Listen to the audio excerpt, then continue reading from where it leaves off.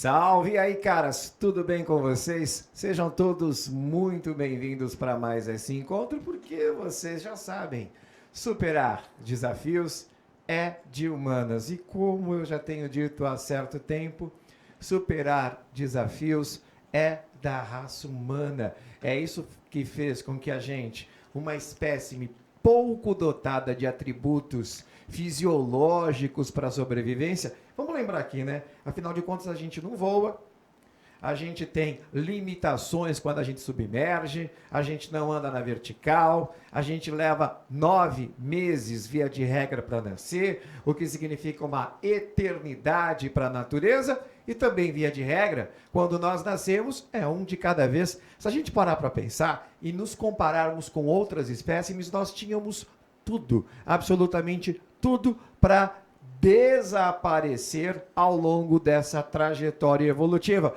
Mas nós conseguimos criar tecnologia, desenvolver a arte e, principalmente, nos angariarmos aí de capacitações abstratas de raciocínio, que fez com que a gente chegasse ao nome do nosso trabalho aqui, do novo ensino médio, onde superar desafios é de humanas. Sem essa tecnologia, sem essas questões abstratas, nós não superaríamos tudo isso. Eu sou o professor Alcides Guerreiro, a minha formação é em História. Eu sou um homem de 53 anos, branco, estou de cabelo hoje solto, meu cabelo é comprido, uso óculos, barba. E para nos acompanhar aqui, para copilotar a nossa aula, nós temos a presença da Fran, que vai dar um tchauzão para nós, toda meninona, simpática, e também o André, que vai compor daqui a pouco esse trabalho conosco. A gente também não pode esquecer da trilha antirracista, que é o nosso canal, que trabalha esse tema super importante. Lembrando também que aqui no Centro de Mídias a gente tem muito essa questão de produzir aulas, seja em qual for a área de conhecimento, com uma prática antirracista. Mas, além disso, a gente tem esse canal que a gente está compartilhando aqui e que a gente sente, a gente sabe, é fundamental para esse processo civilizatório. E também para acompanhar algo que dificilmente rola, né? Normalmente eu conduzo as aulas mais sozinho ou com a ajuda de outro professor. A gente está encerrando esse trabalho aqui em dezembro com a participação de um estudante. Vamos dar uma olhadinha nele? Eu quero aqui fazer uma entrevista com o senhor. Sim. Então, em vez de eu falar o seu nome, qual é o seu nome, por favor? Meu nome é Luca Romessin Parmesan, eu sou um estudante, 7ª série, e hoje eu vim aqui para ajudar o nosso amigo professor Alcides Guerreiro. Muito bem! O senhor está indo para o 8º ano, então? Sim. Muito bem. Tá tranquilo ou tá nervoso? Tô, na verdade, bem nervoso, né? Relaxa. Como a gente tem aqui o trabalho de Libras, é super interessante que você se descreva. Então, como que você se descreveria para a pessoa de Libras aqui, ou a pessoa que não está te vendo, poder aqui compor o teu visual? O que você falaria sobre você? Eu sou uma pessoa branca, tenho um topete, estou usando uma camiseta preta, meu cabelo é um pouco curto, tenho olhos azuis, sobrancelhas um pouco grossas e uso aparelho e meu nariz é um pouco achatado. Tá certo, olha quanta... Nossa, foi bastante detalhista. Por falar em detalhe, vamos colocar no LED aqui o tema da nossa aula. Bota no LED. Estamos na atividade integrada número 5. A gente está praticamente aqui concluindo os trabalhos na 23ª aula. E hoje a gente vai falar sobre o combate às desigualdades, tendo como tema transversal também o compromisso da ONU. A gente está vendo agora a habilidade do eixo estruturante, isso interessa mais aos professores, porque fala da Base Nacional Curricular Comum, e a gente também está vendo a habilidade específica, que é analisar situações da vida cotidiana, estilos de vida, valores, condutas, etc., desnaturalizando e problematizando formas de desigualdade. E mesmo que a gente está encerrando aqui, é sempre bom a gente dizer que não existe essa de naturalizarmos tudo aquilo que é construído histórica e socialmente. Se há pobreza, se há riqueza, se há um abismo entre um e um outro, isso é produto de um processo histórico-social. E se é produto de um processo histórico-social, evidentemente tem que ser trabalhado, tem que ser estudado, tem que gerar reflexões e, acima de tudo, abraçarmos o compromisso que a educação contemporânea contempla. É fazermos com que essas reflexões produzam transformações que nos conduzam a uma sociedade mais justa acima de tudo. Vamos voltar para o LED, olha lá. Problematizando formas de desigualdade, preconceito, intolerância e discriminação. E identificar ações que promovam os direitos humanos. Eu vou fazer uma pergunta aqui para o estudante, porque muitas vezes, inclusive eu já vi até fake news sobre a questão do conceito de direitos humanos, que nada mais é do que direito que a humanidade deve ter como inato, deve ser dela, deve ser inalienável, ninguém deveria tirar da pessoa, do humano, esses direitos. É Luca, é isso? Luca, o que você acha que é um direito humano e que exemplo você poderia dar sobre um direito humano? Eu particularmente não costumo estudar muito sobre isso, então provavelmente eu posso estar um pouco equivocado sobre minha fala. Mas eu acho que o direito humano é o direito que cada pessoa tem. Então você não pode chegar numa pessoa e, por exemplo, é um exemplo que eu estou dando, falar qualquer coisa dela, tipo, por exemplo, ser racista com uma pessoa, ser preconceituosa, homofóbica com uma pessoa, porque, cara, isso não faz sentido. Por exemplo, uma pessoa é uma pessoa, você não é ela, então deixa a pessoa ser como ela é, porque ela é ela. Tá certo. E, por exemplo, educação é um direito humano? Sim, é um direito humano a educação. Direito à saúde é um direito humano? Sim. Direito à dignidade é um direito humano? Sim, claro. Tá certo, olha. Vamos aqui, então, desfazer essa ideia, muitas vezes de uma forma nociva, né? Compartilhada, de que direitos humanos é uma questão relacionada a direito de bandido. Gente, não tem nada absolutamente a ver. Antes, inclusive, da gente observar o caráter e a moral de um ser humano, ela tem como ponto de partida o fato de ser humano. E ao ser humano, ela nasce com direitos inalienáveis, que, de novo, não tem nada a ver com a possibilidade de responsabilização sobre algum delito ou algum crime que a pessoa cometer. São assuntos diferentes. Vamos lá para o LED de novo. A solidariedade, o respeito às diferenças e às liberdades individuais. O objetivo dessa aula é promover um percurso sobre o combate às desigualdades. Gente, por falar em percurso, olha que curioso. A gente começou essa trajetória, né, do nosso componente conceituando essa questão do que é igualdade, a diferença entre diferença e desigualdade, que parece óbvio, mas não é. Depois a gente viu como essa questão da desigualdade é trabalhada por vários pensadores.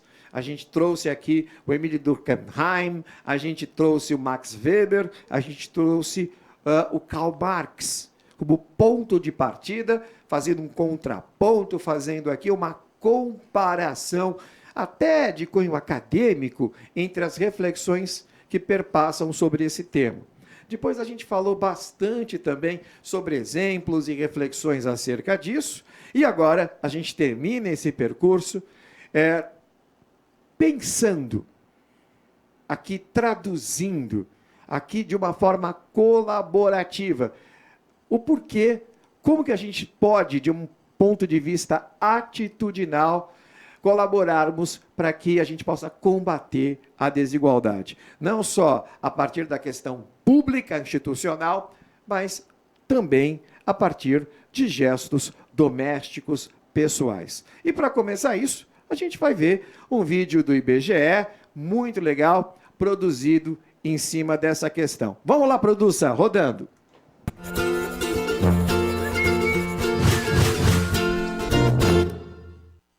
Olá, Olá, sejam bem-vindos à série especial do IBGE Explica sobre os Objetivos de Desenvolvimento Sustentável. Hoje vamos falar do Objetivo 10, Redução das Desigualdades. De acordo com ele, temos que, até 2030, reduzir a desigualdade dentro dos países e entre eles. A desigualdade é uma preocupação global, que vem crescendo nos últimos tempos.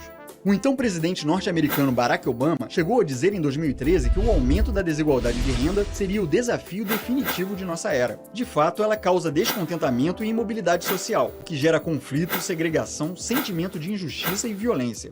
Além dos aspectos sociais, um estudo do FMI aponta que a desigualdade prejudica também o crescimento econômico dos países. De acordo com esse estudo, se a participação na renda dos 20% mais ricos aumenta, então o crescimento do PIB diminui a médio prazo. Em contrapartida, um aumento na participação na renda dos 20% mais pobres está associado a maior crescimento do PIB. O coeficiente de Gini é o mais utilizado para se avaliar o nível de desigualdade de determinada população. Resumidamente, ele varia de 0 a 1, e quanto mais próximo de 0, menor a desigualdade. Um coeficiente de Gini de 1, portanto, significaria a total concentração de renda, ou seja, uma pessoa detendo toda a riqueza de, por exemplo, um país. De acordo com o relatório de desenvolvimento humano elaborado pelas Nações Unidas, os 3 países mais desiguais do mundo são a África do Sul, a Namíbia e o Haiti. O Brasil ocupa a 10ª posição. Para ficar mais claro, imagine que estas 10 pessoas representem todo o Brasil e estejam alinhadas de acordo com a renda. Esta representa os 10% com maiores rendimentos e esta os 10% com menores rendimentos.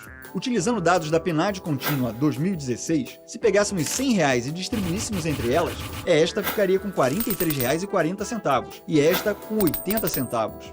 Os 10% mais ricos possuem uma parcela da massa de rendimento superior à dos 80% da população com os menores rendimentos.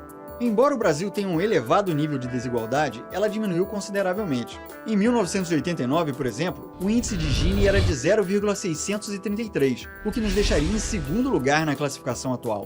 Em lugares como os Estados Unidos, o Reino Unido, o Canadá, a Irlanda e a Austrália, por sua vez, a desigualdade vem aumentando nos últimos tempos, especialmente após a década de 1980. Você saberia dizer quais são os países menos desiguais? São eles: Ucrânia, Eslovênia e Noruega. Para efeito de comparação, utilizando o mesmo esquema anterior, os 10% mais ricos na Ucrânia ficariam com R$ 21,60 e os 10% mais pobres com R$ 4,20. O ODS 10 também almeja reduzir a desigualdade entre os países. Se pegarmos o PIB baseado na paridade de poder de compra de todo o mundo, segundo o FMI, veremos que todo o continente africano responde por 5%, apesar de contar com cerca de 16% da população mundial. Ao passo que a Europa tem 20,97% do PIB com cerca de 10% da população mundial. China, Estados Unidos, Índia, Japão, Alemanha e Rússia, somados, representam 51,72% de todo o PIB mundial. Deixando de lado os aspectos econômicos, a desigualdade entre países também envolve a participação na governança global.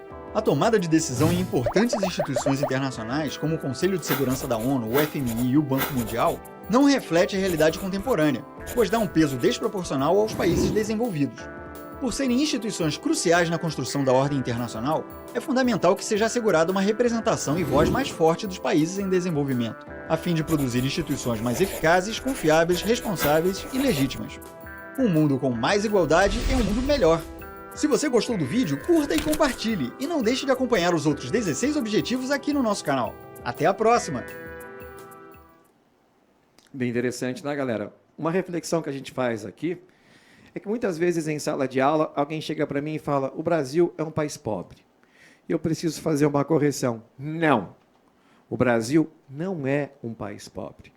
Uma vez que nós nos situamos, em média, na 10ª colocação como economia mais rica e desenvolvida do mundo industrial, significa que só há 9 países com mais potência de riqueza do que nós. A gente não pode dizer que, então, na 10ª colocação, sejamos um país pobre. Não é assim, não. O que nós somos é um país desigual, porque enquanto temos aí no pódio o 10º lugar de riqueza, estamos muito distantes do que da 10ª colocação, quando a gente olha a questão da desigualdade e dos indicadores. Mesmo que o nosso IDH nos coloque entre os países médio-rico, quando a gente olha a questão da desigualdade, a gente percebe que há um longo caminho para se caminhar, evidentemente, e para superarmos também isso. Eu vou aproveitar, vou fazer aqui, de improviso, uma pergunta para o nosso colega estudante. Luca, Sim. você costuma andar pela cidade ou não? Costumo sim. Mais de carro ou mais a pé? Mas a pé. Mais a pé? Depende bastante. Nossa, porque- que raro. Normalmente as pessoas costumam andar mais de carro pela cidade. Mas não interessa, tanto faz a pé ou de carro. Você costuma ver mais igualdade ou desigualdade na cidade? Mais desigualdade. Por exemplo, comenta isso. Por que você acha que você vê mais desigualdade? Porque é só você ir somando a cada, por exemplo, 2 quadras, 3 quadras que eu ando, eu já vejo, tipo, sei lá, 3, 4 moradores de rua. E isso é uma coisa um pouco estranha, porque você não espera ver tanta pessoa em um estado aqui, assim, De pobreza, sim? de pobreza. Muito bem. Gente, esse exemplo que ele deu, ele faz parte da paisagem social de São Paulo, evidentemente. Uma cidade que também é a cidade mais rica do país e que tem que conviver tão de perto com essas questões. Vamos dar uma olhada aqui na perspectiva agora de como seria interessante, independentemente do seu extrato social, o combate à desigualdade, né? Coloca no LED, olha lá. Por que combater a desigualdade é vital para as populações vulneráveis? Luca, vou te provocar aqui de novo. Você sabe o que é uma população vulnerável? É uma população que tem mais risco de não conseguir colocar comida na mesa, mais vulnerável com o salário, etc. Isso, respondeu direitinho, né? São pessoas, então, que têm o maior risco de não conseguir serem atendidos em suas necessidades básicas. E por que combater a desigualdade é vital para essas populações vulneráveis? Primeiro, a questão de sobrevivência, né, gente? Tem determinadas questões que são emergenciais. Por exemplo, atualmente nós temos no Brasil, segundo vários trabalhos acadêmicos e pesquisas, cerca de 30 milhões de pessoas que passam fome. Para essas pessoas, a questão é muito emergencial. Não é um projeto de país, não é um projeto de governo ou de Estado. Elas precisam ser alimentadas, a fome não espera. Então, combater a desigualdade passa a ser, acima de tudo, para essas pessoas nessa situação, uma questão de sobrevivência. Também tem o segundo ponto, que é a questão da dignidade humana. A dignidade humana, ela passa pela higiene, pelo asseio, pela saúde, pela questão da moradia, pela ideia de que você possa não sofrer de um estresse a partir do que será o dia de amanhã. Para você que está me escutando, muito provavelmente, no dia de amanhã, você não tem o estresse de pensar em que você talvez não coma, ou que você talvez não more, ou que você passe frio, ou que você tenha que se submeter a determinadas atitudes, comportamentos e situações onde a sua dignidade é ferida. E isso deixa sequelas não só nessa questão emergencial ao qual estamos tratando, mas inclusive também em questões psicológicas. O terceiro ponto é a questão das oportunidades. Gente, nessas 3 décadas em que eu leciono, infelizmente, e eu falo isso realmente assim, a partir de algo bastante comovente para mim, a quantidade de pessoas que eu já trabalhei, que eram extremamente talentosas, mas que sofriam da desigualdade que as privava de oportunidades. Isso, inclusive, se relaciona diretamente com a questão da estratificação social, onde a miséria e a pobreza acabam se reproduzindo em miséria e pobreza. Esse ciclo precisa ser quebrado. E esse ciclo é quebrado quando há a questão das oportunidades, para que as pessoas possam desenvolver seus respectivos talentos. E por falar nisso, a gente está vendo aqui no LED, Eu acabei de falar essa questão do ciclo social de prosperidade. Algo que eu queria aqui trazer à tona, palavras do grande historiador Eric Johnson Hobsbawm, quando ele tenta, de alguma forma, dar um exemplo de como, da Segunda Guerra Mundial até a década de 80, nós tivemos a chamada Era do Ouro na nossa história contemporânea. E que tipo de analogia, que tipo de exemplo ele traz, professor? Ele faz a seguinte provocação. Você viveu melhor que seu pai? E aí é muito comum as pessoas da minha geração responderem que sim. E ele continua na mesma pegada. O seu pai viveu melhor que seu avô? E a grande maioria das pessoas também respondem que sim.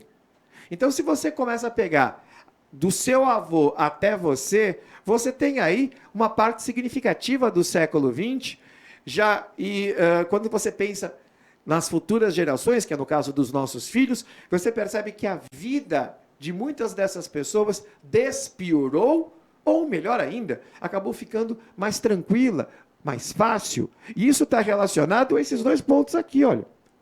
Por causa das oportunidades, nós tivemos um ciclo social de prosperidade. Por exemplo, eu faço parte da primeira geração familiar que teve acesso ao ensino universitário. Isso fez com que os meus filhos tivessem mais oportunidades a partir disso também. E isso eu consegui porque meu pai teve a oportunidade de se desenvolver num ciclo de prosperidade ao qual o país passou, na medida em que ele se converte a um capitalismo industrial, diferente do meu avô e do meu bisavô, que quando imigraram para o Brasil, o país não passava de uma lavoura de café. Então, reparem como que isso é fundamental para colocar a sociedade num outro patamar. E quando a gente fala a sociedade num outro patamar, é fundamental a questão das políticas públicas. Eu teria aqui N exemplos de políticas públicas bem-sucedidas. Mas uma que eu acho que é super interessante a gente fazer um link aqui de comparação. Eu vou até provocar o estudante de novo. Eu já até sei da resposta dele, mas eu vou provocar assim mesmo. Senhor Luca, Sim. O senhor já ouviu falar de Franklin Delano Roosevelt? Não. Nunca ouviu falar do Roosevelt? Não. Muito bem. Olha lá, vamos corrigir isso. Franklin Delano Roosevelt foi o presidente que assumiu os Estados Unidos depois do crash da Bolsa de Nova York em 1929 e a superdepressão, a Grande Depressão, que foi causada na economia estadunidense. E por que o Franklin Delano Roosevelt tornou-se uma referência? Porque ele foi o pai de uma política pública vital para combater a desigualdade naquele cenário, naquele contexto, que foi o New Deal, onde o Estado vai criar condições para que a população, principalmente a mais vulnerável, tivesse acesso à renda. Tendo acesso à renda, ela tem acesso ao consumo e também às oportunidades. Por isso, o Estado tem uma função fundamental nesse quesito. Olha lá, rapidinho aqui, vamos para o LED. Por que para as classes médias é importante combater a desigualdade? Gente, não é interesse só dos pobres ou das pessoas em situação vulnerável. Olha lá, combatendo a desigualdade, eu dou às classes médias um atributo que é fundamental no processo civilizatório, é conviver com a diversidade. Também dou às classes médias a questão da segurança, porque num mundo desigual, você vai ter que gastar cada vez mais dinheiro para morar num condomínio, para blindar seu carro, vai se cultivar aquela paranoia acerca de uma guerra social fruto dessa mesma desigualdade. Seria para lá de interessante aonde a gente pudesse viver de uma forma muito mais ampla essa diversidade, tendo a certeza da segurança, porque as pessoas estão tendo acesso.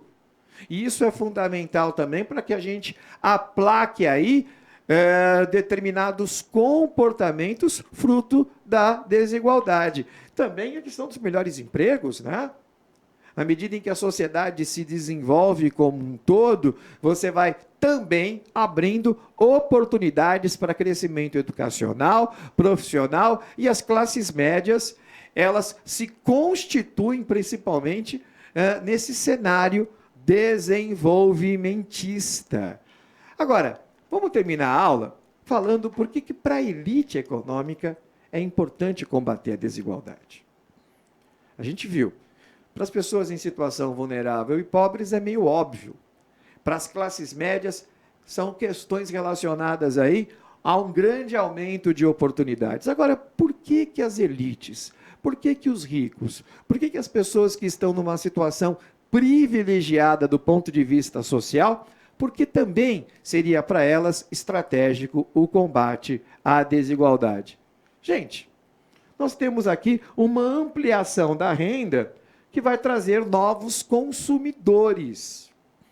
E é muito curioso isso, porque quando você achata demais a renda, quando você, de alguma forma, concentra a riqueza, você acaba comprometendo a reprodução de pessoas que vão comprar produtos.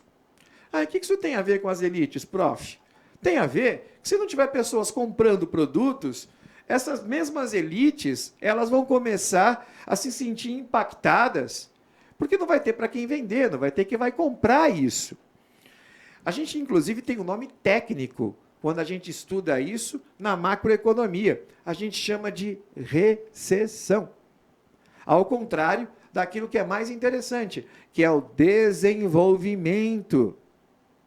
Ou seja, você cria mais empregos, você cria mais renda, você cria mais oportunidades, isso vai dar em mais consumidores e essas mesmas elites, elas vão ganhar mais com o capital produtivo, ok?